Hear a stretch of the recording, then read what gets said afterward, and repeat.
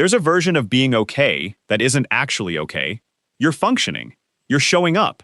You're doing everything life requires of you. But something essential is missing from the experience of doing it. Not broken exactly, not falling apart, just running on a kind of autopilot that nobody around you can see and you can barely explain.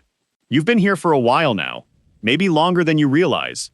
And today, every feeling that lives inside that place finally gets a name. Number 9. Automaticity. Can I describe your morning to you? You woke up, turned off the alarm, made coffee, got dressed, and started your day. And somewhere in the middle of all of it, you realized you don't actually remember doing any of it. Not because anything was wrong, but because your body has learned to do all of it without you, without the conscious, present version of you actually being there for any of it. That experience of moving through your own life on autopilot, completing tasks and fulfilling obligations without genuine presence, that's called automaticity. It's what happens when repeated behaviors become so routine that the brain stops allocating conscious attention to them and runs them on a kind of background program instead. Psychologists who study habit formation describe automaticity as the brain's efficiency mechanism, conserving conscious energy by automating familiar sequences. But when your entire life starts running on that background program, when even the moments that should require you aren't actually reaching you anymore, that's not efficiency, that's disappearance, and you've been disappearing quietly into your own routine for longer than you've admitted. Number 8. Gray still. It's not sadness. You want to be clear about that, even just to yourself. Sadness has texture. Sadness moves. What you're feeling is something flatter than sadness, a kind of emotional stillness that settles over everything like weather that won't change. Colors are slightly less vivid, sounds land slightly further away. Things that used to register as good or bad now just register as things that happened. That specific emotional flatness, not depression, not grief, not even numbness in the dramatic sense, just a persistent gray stillness that sits over everything, that's gray still. The experience of your emotional responses turning down several degrees without your permission and without an obvious cause. Research on emotional blunting, documented extensively in studies on chronic stress and prolonged emotional overload, shows that the nervous system will eventually reduce the intensity of emotional responses when it has been running at high capacity for too long. It's a protective mechanism, but from the inside, it feels less like protection and more like living behind glass, present for your life without fully being in it. Number 7. Anhedonia. There were things that used to work on you, music that moved you, food that actually tasted like something, plans you looked forward to, with something that felt close to excitement. And at some point, gradually, without announcement, they stopped working. The music still plays, but doesn't reach you the same way. The food is fine, the plans happen, and then they're over. And you find yourself wondering if you've become someone different, or if you were always going to arrive here eventually. That gradual disappearance of pleasure from the things that used to bring it, that's anhedonia. Neuroscientists describe it as dopamine dysregulation, when prolonged stress or emotional exhaustion depletes the brain's reward signaling until genuinely good things register as flat. You didn't become ungrateful. You didn't become boring. Your brain ran out of the chemical that makes things feel like they matter. And that is not a character flaw. That is a system that was asked to run too long without rest. Number 6. Shadow pulse.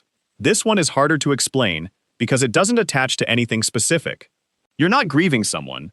Nothing obviously bad happened. And yet there's this low-level ache that follows you around. Not sharp enough to call pain, not dramatic enough to take seriously, just a persistent undercurrent of something heavy sitting beneath your ordinary days. You feel it most in quiet moments, in the space between tasks, in the gap between falling asleep and actually sleeping. That feeling of pain without a clear source, the dull ache that exists beneath everything without a name or a cause you can point to, that's shadow pulse. Psychologists who study somatic emotional experience describe this as the body's way of storing unprocessed emotional weight, feelings that were never fully felt, experiences that were managed rather than moved through, grief that had nowhere to go and so went quiet instead of away. The pain is real. It just arrived without an address. Number 5. Depersonalization. Has this ever happened to you? You're in the middle of something, a conversation, a meal, an ordinary moment of your ordinary day, and you suddenly feel like you're watching it from slightly outside yourself, like there's a small but significant distance between you and the experience of being you. Your voice sounds slightly strange. Your hands look slightly unfamiliar. The scene you're in feels like something you're observing rather than living. That experience of watching your own life from a slight remove, of being a passenger in your own experience, is called depersonalization. And it's one of the most disorienting and least discussed symptoms of going through the motions for too long. Neurologically, depersonalization occurs when the brain's self-monitoring systems become overactivated, often as a response to chronic stress or emotional exhaustion, creating a dissociative gap between the self and the experience of the self. You're not losing your mind. Your mind is trying to protect you by creating distance from an experience it finds overwhelming, but from the inside, it just feels like you've gone somewhere and can't quite find your way back. Number 4. Dysthymia. This one might be the most important thing in this video, because it explains something you might have been dismissing for years. It's not depression. You know it's not depression because you're functioning, because you're fine enough, because things aren't bad enough to justify calling it anything serious. But it's not okay either. It's just this persistent, low-grade emotional flatness that has become so familiar you've started to think it's just your personality, just who you are, just what life feels like. That persistent, low-grade emotional flatness that never fully lifts, not crisis, not collapse, just gray every day, is called dysthymia. Sometimes called persistent depressive disorder, it's a condition that affects millions of people who never seek help because they don't feel bad enough to justify it. But dysthymia is real, and it's measurable, and it responds to support. You don't have to be in crisis for your experience to deserve attention. You don't have to be falling apart for something to be wrong. The bar for your well-being mattering is not suffering loudly enough for others to notice. Number 3. Existential vacuum. Viktor Frankl, the psychiatrist who survived the Holocaust and spent his life studying what keeps human beings alive through unbearable circumstances, identified something he called the existential vacuum, the feeling of emptiness that arrives not from tragedy, but from the absence of meaning. When you're going through the motions, when you're functioning without fully living, when the days are full but somehow feel empty, what you're often experiencing is this: a life from which meaning has quietly drained, without a dramatic moment you can point to as the cause. Frankl believed that the primary human drive is not pleasure or power but meaning, and that when meaning is absent, even a comfortable and objectively good life can feel hollow. The existential vacuum isn't ingratitude. It isn't weakness. It's the experience of a person whose life has become a series of completed tasks rather than a story they're living. And it's one of the most honest signals your inner life can send you, that something important is missing and deserves to be found.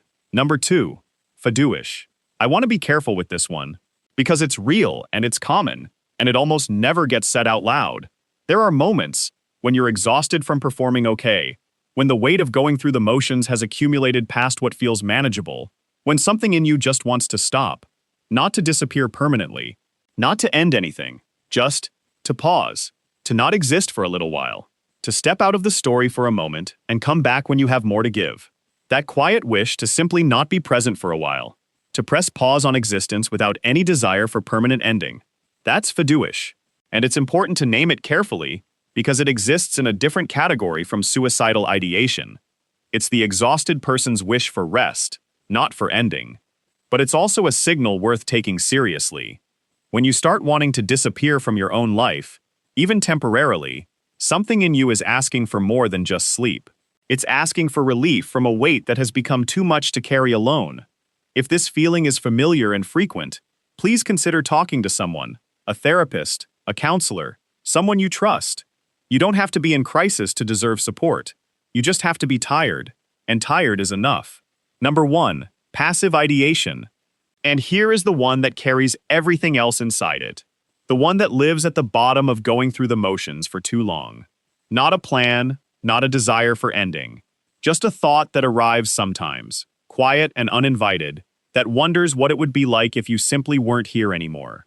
Not because you want to die, but because you're so tired of the weight of being present for a life that stopped feeling like yours, that some small part of you just wants to be released from it. This is called passive ideation, and it is far more common than almost anyone admits. Research suggests that a significant portion of people experiencing burnout, emotional exhaustion, and prolonged periods of going through the motions experience some version of this thought, and the vast majority of them tell no one because they don't know how to explain it without alarming people, or because they don't feel their experience is serious enough to mention. It is serious enough. You are serious enough. The fact that you haven't acted on it, that it's passive rather than active, doesn't mean it doesn't deserve attention. It means you are still here, still carrying it, and you don't have to carry it alone. Please tell someone. A therapist, a doctor, a person you trust with the real version of you. Not because you're in danger necessarily, but because you've been going through the motions alone for long enough. And this, all of this, is too much for one person to hold in silence.